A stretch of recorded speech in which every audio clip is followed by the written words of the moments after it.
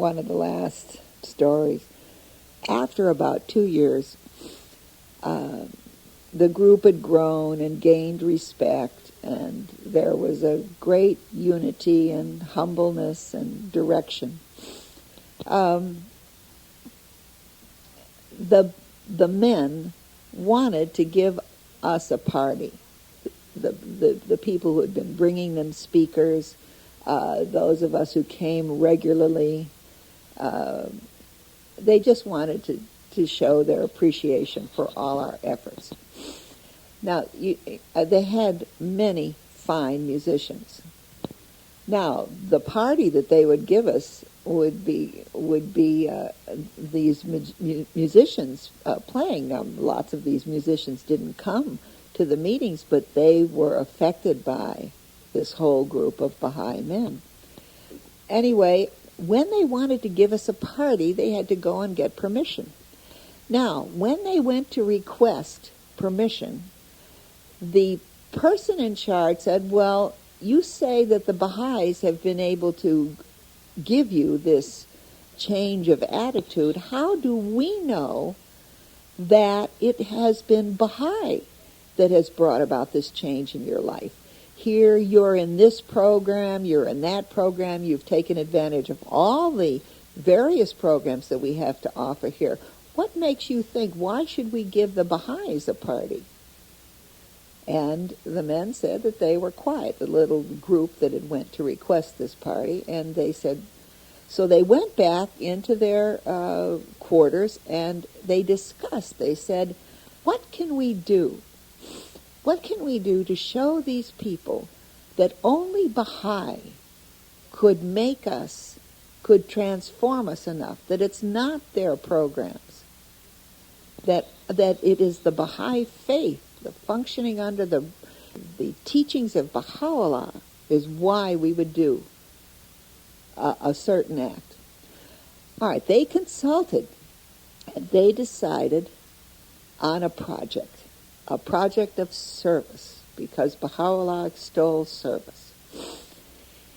Now, in this prison there was a medical wing, and that wing had another group of schizophrenic old men. The men told me that some of these men had been on the floor in a corner for years and had not spoken. This certainly may have been an exaggeration, but the point is that at this time there was very little hope. So the Baha'is decided they would take on this project of going up to this ward, getting these men dressed, putting them in wheelchairs, getting them down to movies, seeing that their nails are cut, really just weaving them into an activity, into a life there at the prison, and that they would not take parole credit. They would not take certain kinds of points that you get when you would do certain kinds of acts that would benefit you. They would do this on their spare time, and in other words, take no credit for it. Now, these Baha'i young men, many of them had had problems with their fathers, with older men. And several of them told me that when they took on this project, they did not like doing this. And that they themselves were surprised. They themselves were surprised at how their attitudes changed towards these schizophrenic old men who no one had paid attention to in years. And they got to where many of these schizophrenic older men would call them by name, were speaking, and relationships developed. This project became so beneficial both to our men and prisoners and guys who were not even Baha'is, who took part in it just because they wanted to show off and help the Baha'i group. head nurse wrote an incredible letter of recommendation and commendation for the service of these men.